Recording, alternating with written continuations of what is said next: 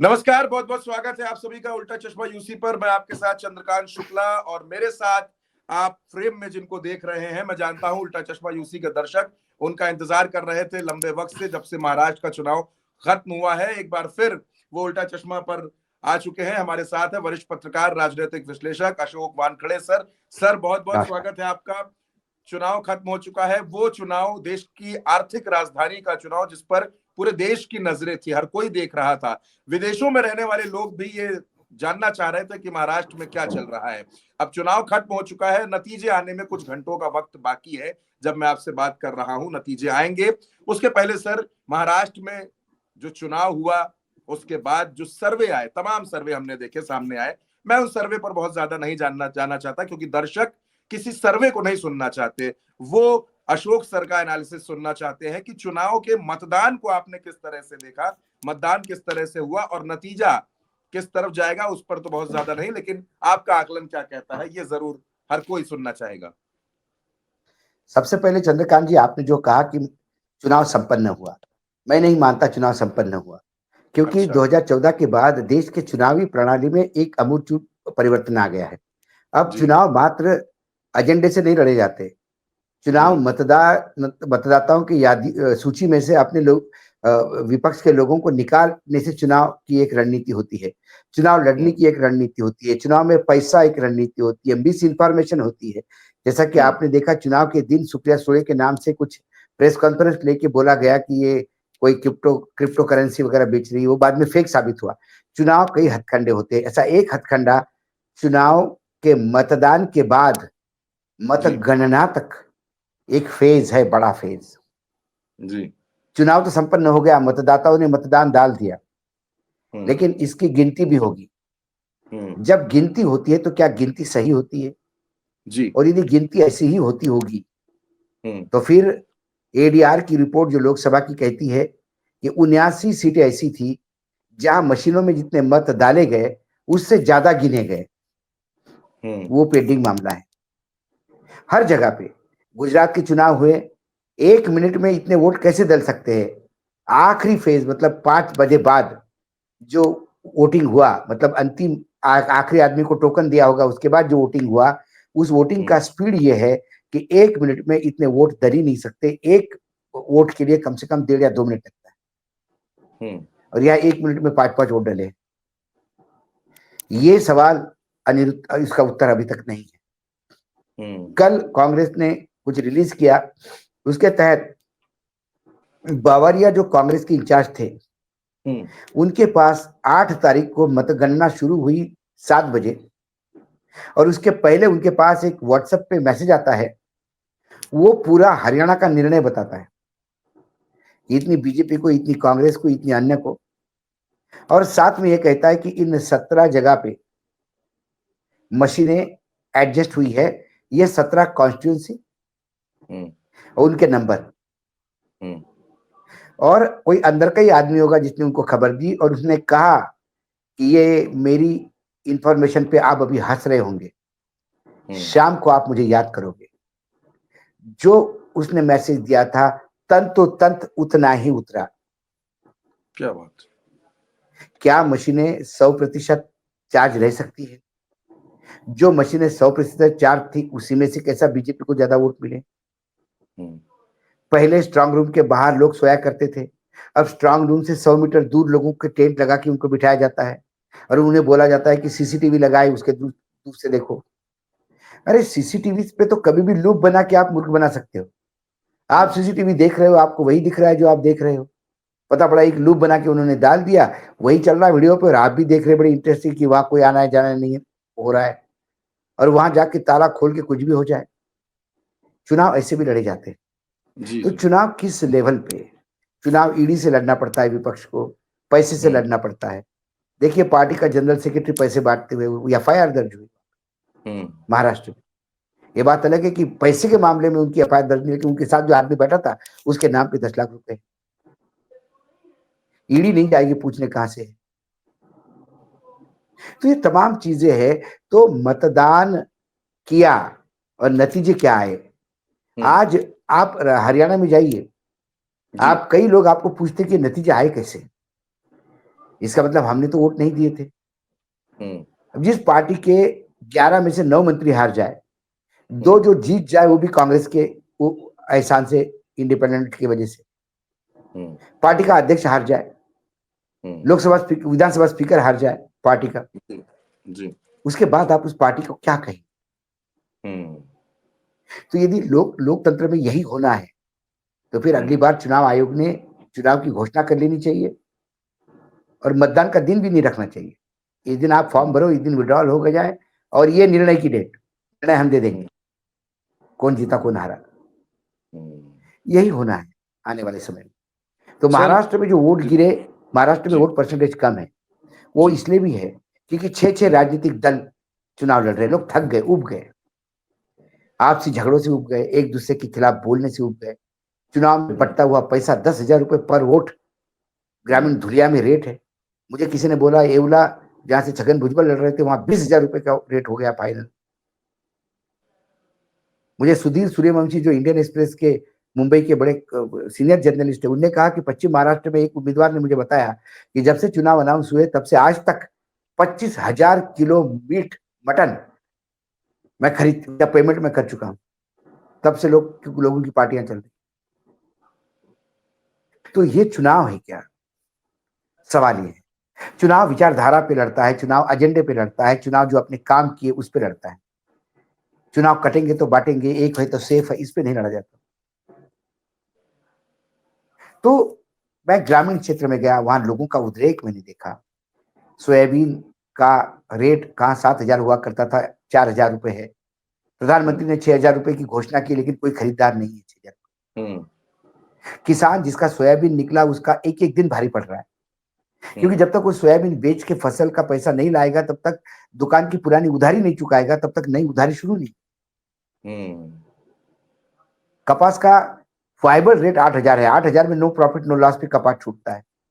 हम्म। आज कपास का रेट 5-6 हजार रुपए है। जी। कहां से किसान करेगा? लेकिन अब उगाया है किसान तो बेचना, तो हर बार उसका कर्जा बढ़ता रहता है, फिर एक दिन वो आत्महत्या कर लेता है या खेती बेच देता है। ये जीवंत सवाल है। सर। बेरोजगारी बहुत बड़ा सवाल है। जी। तो इन सवालों को एड्रेस करते हुए मुझे कोई नहीं दिखा, हम्म। तो लोग हतोत्साहित भी है। इसके सर आप बड़े। बावजूद जी। जी। एक एक इसके बावजूद एक अंडर करंट है महाविकास आघाड़ी की। जी। वो जो अंडर करंट है वो मतों जी। में परिवर्तित भी हुआ है। क्या वो हम्म। मतों में परिवर्तित होने वाला अंडर करंट सीटों में तबादला होगा, तब्दील होगा, ये देखना है। हम्म। यदि हरियाणा जैसे होना है तो फिर हम्म। तो नतीजा देखने की जरूरत ही नहीं है। लेकिन यदि बिना कुछ खेल हुए हुआ तो हम्म। महाविकास आघाड़ी 150-155 सीट ले आएगी, इसमें कोई दो मत नहीं। बिल्कुल सर आप जो गंभीर बात कह रहे हैं, जो गंभीर बात आप उठा रहे हैं, एक तरीके से एक सामान्य मतदाता भी आपकी बात से इत्तेफाक रखता है, क्योंकि निराशा होती है जब लोकतंत्र में इस तरीके की घटनाएं होती हैं, लोकतंत्र में ऐसा देखने को मिलता है। सर मैं जानता हूं आपकी व्यस्तता है, मैं बहुत ज्यादा समय नहीं लूंगा, लेकिन सर जो आपने बात कही वो कहीं ना कहीं दिखाती है कि लोगों में लोकतंत्र को लेकर निराशा आ रही है। और ऐसी ही कुछ तस्वीरें सर आपने भी देखी होंगी, उत्तर प्रदेश में उपचुनाव में जो कुछ हुआ। भयावह, भयावह। उत्तर प्रदेश में तो ये दिखा दिया कि मनुस्मृति की झलक क्या होती है। संविधान की जगह मनुस्मृति आएगी तो उसके मायने क्या है। हम्म। पिछड़े, दलित, अल्पसंख्यक, इनको मताधिकार नहीं होगा। बिल्कुल सर। जब घर के सामने बैरिकेड लगाए जा रहे हैं, हम्म। जब रिवॉल्वर तान के पुलिस वाला कहता है कि मैं गोली मार दूंगा घर से बाहर निकलोगे, तो किसने पुलिस को अधिकार दिया चेकिंग का? भाई क्या है? 6-7 लोगों को आपने सस्पेंड कर दिया। आप उन 7 लोगों के ऊपर वॉच रखिए चंद्रकांत जी, आप लखनऊ में। जी। चुनाव के नतीजे आते आते वो 7 लोग प्रमोशन पा जाएंगे।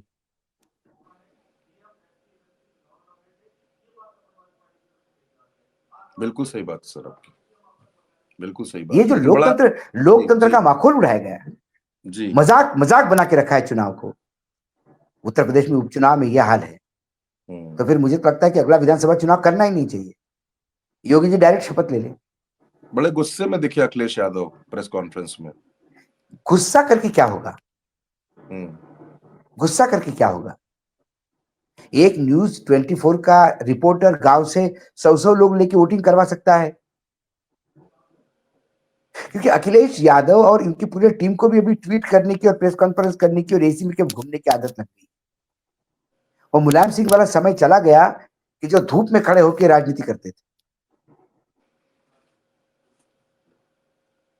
क्या कर रहे थे जब अल्पसंख्यकों को वोट नहीं डालने दे रहे थे, तब समाजवादी पार्टी के कार्यकर्ता क्या कर रहे थे? वहां मीडिया के लोग दिखे, मीडिया लड़ता हुआ दिखा, पार्टी के लोग कहां थे? ऐसा लग रहा था जैसे सब कुछ होने के लिए छोड़ दिया गया, लगातार सब कुछ हो रहा है और एक अजीब सी चुप्पी दिख रही थी हर तरफ से। हमको आशंका थी तो जमीन पे उतरते, रास्ते पे उतरते, नहीं चुनाव होने देते, काउंटरमैंड करवाते। राजनीतिक दल ट्विटर पे, सोशल मीडिया पे जी 4 छिछोरे बैठे रहते ऑफिस में, अपना वीडियो रिट्वीट करवाते और अखिलेश जी धन्य समझते अपने आप को। ये ट्वीट और रिट्वीट करने की जगह नहीं है, ये रास्ते पे उतर के लड़ने की जगह है। जी जो अल्पसंख्यक आपके लिए डंडा खा रहा है, उस डंडे को अपने पीठ पे झेलने की समय है, ना कि उनके पीटते हुए विजुअल देख के रिट्वीट करके गुस्सा दिखाने की।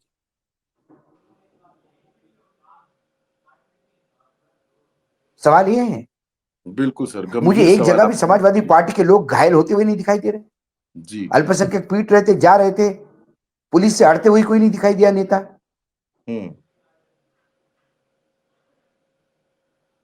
इसके उलट महाराष्ट्र में मैंने देखा, जब बूथ के अंदर से कैंपेन हो रहा था, लोग घुस गए बूथ के अंदर, पकड़ा पकड़ी हुई, जिसको मराठी में राड़ा कहते हैं, राड़ा हो गया, विपक्ष टूट पड़ा। अरे जनरल सेक्रेटरी पार्टी का इतना बड़ा विनोद तावड़े, राष्ट्रीय जनरल सेक्रेटरी, वो पैसे बांटते हुए तो एक लोकल पार्टी ने हंगामा करके एफआईआर दर्ज करवाया, घुस के। ताकत दिखी। विनोद तावड़े गिड़गिड़ाते रहे अपनी सुरक्षा के लिए, और विकास आघाड़ी के जो नेता थे हितेन ठाकुर, वो अपने गाड़ी में बैठ के उसको सुरक्षित ले गए। ये होती है ताकत।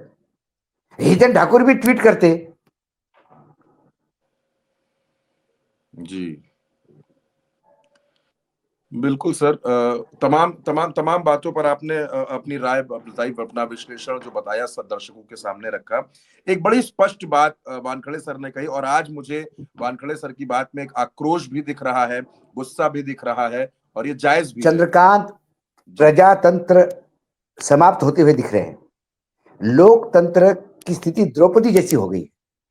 दुशासन वस्त्रहरण कर रहा है और वो गुहार लगा रही है, लेकिन कोई माई का लाल श्री कृष्ण बन के उसकी मदद के लिए नहीं आया।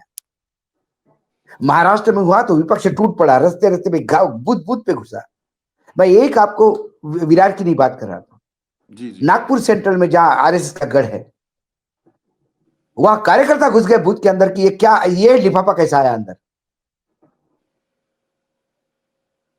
यशोमती ठाकुर महिला है अमरावती में, वो अपना चुनाव लड़ रही है, उसको पास वाले कॉन्स्टिट्यूएंसी से मैसेज आ गया।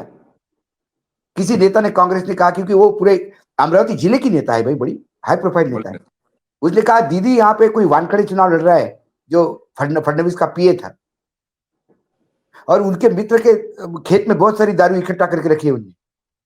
यशोमती अपना चुनाव छोड़ के पड़ोस की कॉन्स्टिट्यूएंसी में गई, पुलिस को उठाया, सारे मीडिया को उठाया और छापा डलवाया अपने सामने, और लाखों की दारू पकड़वाई। लड़ाई ऐसी लड़ी जाती है। यशोमती ठाकुर ने ट्वीट नहीं किए। बिल्कुल सर, बिल्कुल। तो सर 23 नवंबर का इंतजार करना होगा फिलहाल नतीजों। देखिए, इंतजार करना, मैंने फिर भी कहा आपको कि चुनाव संपन्न नहीं हुए। चुनाव सर्टिफिकेट मिलने तक संपन्न होते। कई बार जीतता कोई और है, सर्टिफिकेट किसी और को मिलता है। आप लड़ते रहिए सर्वोच्च न्यायालय तक 5 साल, वो अपना एमएलए बन के निकल जाता है।